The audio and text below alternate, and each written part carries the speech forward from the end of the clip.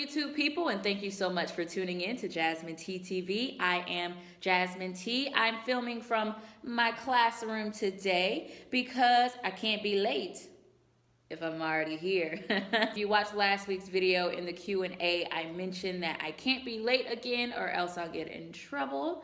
And this is my way to battle CP time. And before I forget, if you have not subscribed to this channel already, please go ahead and do so. Make sure you subscribe, hit the notification bell so you'll be notified whenever I upload a video or whenever I go live, okay? Now that we got that out of the way, y'all, I have 100 days left in Korea, and I thought now would be a good time to sit and go over, basically do a mental assessment, a mental inventory of how these 8.5-ish months have really been. There are things that I wanted to accomplish, things that I've learned, things that I probably do differently, and there are things that I can still do while I'm here. Things that I wanted to accomplish, such as save money, travel, develop business and creative ideas, and improve myself mentally, physically, and spiritually. I'm sharing with y'all my full experience, not just the, oh, I'm out here today, or oh, this happened, oh, this dating fail happened. No, I'm sharing my full experience with y'all. So let's just look at saving money. I've said before that I wanted to come to Korea because they paid the most for the least amount of experience. And people talk about how much money that they've saved here. So I had a certain number in mind that I wanted to save, and I did not hit it only because I buy unnecessary things. And I've always known this about myself, but now I want to make a serious effort to minimalize my material things, to declutter my life, and just work on buying things that are necessities. For example, even if it's a weekend trip, I'm the type of person that packs a carry-on size type of luggage and still has a backpack full of things because I like options. And even if I'm going somewhere for 2 days, I need 3 pairs of shoes. I just don't know what's gonna happen. So I really need to learn how to minimalize the things that I have and how I travel as well. You just can't be taking everything around with you. And even in Korea, I've accumulated stuff, and it's like, okay, you got 100 days left. You need to figure out, are you gonna take this stuff back with you, or what are you gonna do? If you're like me and accumulate just crap for whatever reason, for me, it's clothes. I accumulate a lot of clothes. If you're like me, it's just a good idea to try to get a handle on that, because I definitely need to learn how to get a handle on that. So even though I didn't save as much money spending it on clothes, nail polish, food, God knows what else, I still did save, okay? Because here, I didn't have the bills that I did back home. I don't have the living expenses here that I did back home. Rent, paid for. I'm not buying gas, I'm not paying utilities. There's just stuff that I'm not paying for here. So with the money that I did save, I just didn't save as much as I wanted. I basically had the freedom to do what I wanted to do with that money, which brings me to developing business and creative ideas, one of the top priorities on my list. So coming here has allowed me to bring Sweet Lou Cosmetics to life, to bring something that I've written out, that I've thought about, to life.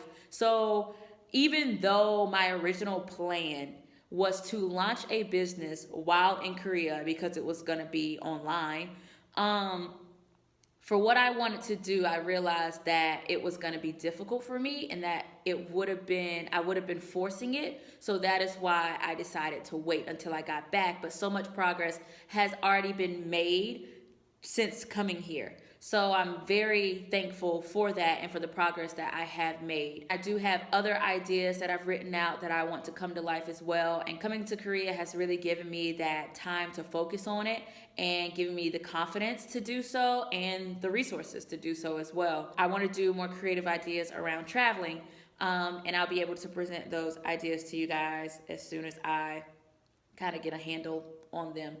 Um, and speaking of traveling, so coming here, I thought I was gonna see multiple cities in Japan. I wanted to see Kyoto, Nagasaki, Osaka.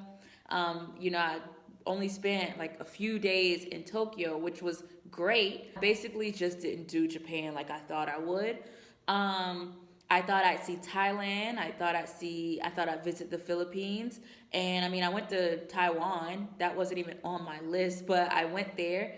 And I'm kind of like, you didn't really travel the way you thought you would. Why is that?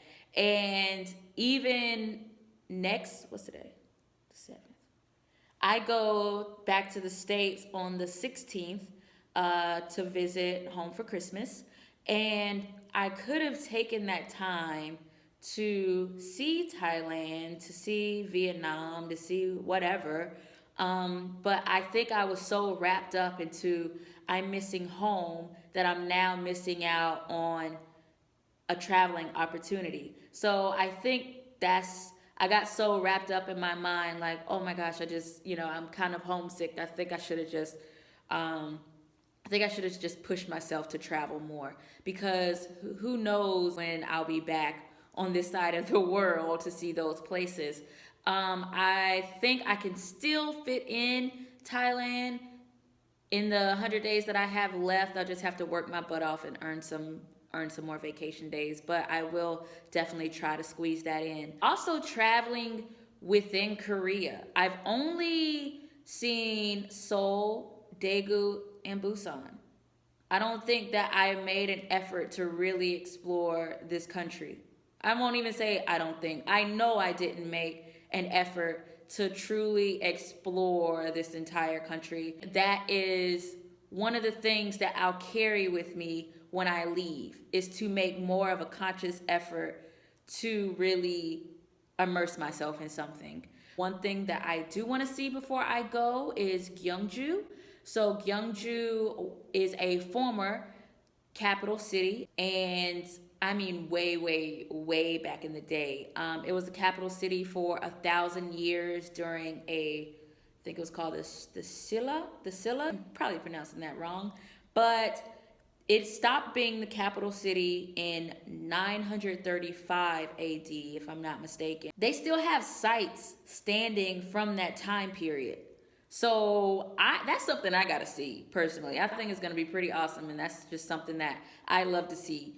And I'll be sure to go on a weekend and do a live session so you guys can get a peek as well. So that's just another thing that I want to see in Korea, Gyeongju, and I also want to see this museum as well before I leave. So basically, traveling has become more important to me. I just need to learn how to travel better and actually be more into my surroundings because I realize I don't really live in the moment at all.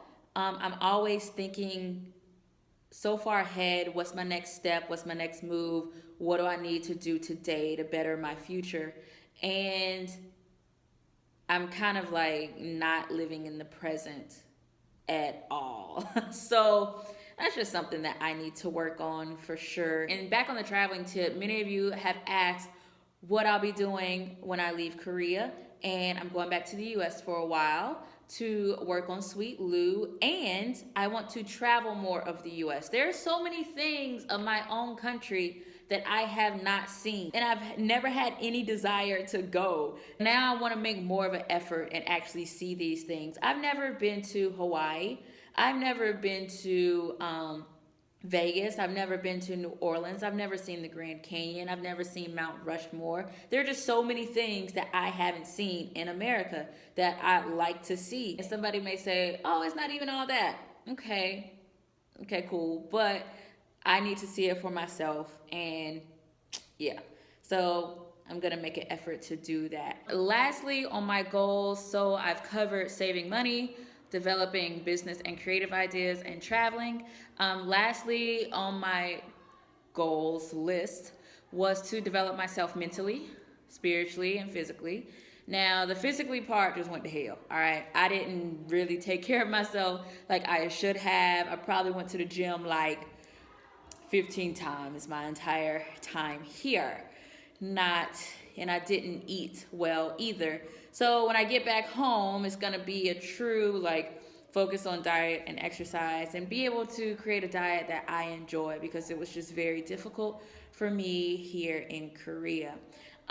Next, spiritually, I wanted to strengthen my relationship with God. My relationship with Him is important to me, and I should have been more intentional about doing so. But I didn't really write out a game plan. So I say I want to strengthen my relationship, but I don't know really where to start, and I need to put more effort and figure out where to start, basically. I can't just say it and it happens. I actually got to put some action behind it. I need to be more intentional about doing that. Next, mentally, I will have to see. I know that I have new perspective on traveling and wanting to live in the moment and stuff like that and decluttering my life. So in a way, I've kind of made those mental changes, but I am curious to see what else has changed that I'm unaware of right now. So when I go back to the US, what will I realize? One thing that I do want to mention here, when you're here, is if you're not really into social media on Facebook or whatever else, or if you don't have like friends and family, calling you, telling you about the latest events and stuff like that, it's really easy to check out. It's really easy to be so separated from what's going on back home. And that's with anything. So if you have, if you hear bad news, it might affect you for a few minutes, and then it's like out of sight, out of mind. There's nothing reminding you, a constant reminder. There's no news feeding you all this information everywhere. So it's really easy to check out here. That goes with a lot of things that you'll be separated from. For example, you miss things that happen in your friends and your family's lives. I missed a friend's wedding. I missed a very lit wedding reception. I missed another friend's baby shower. I mean, when I go home, I'll be able to meet her little girl, but that was a time that I missed.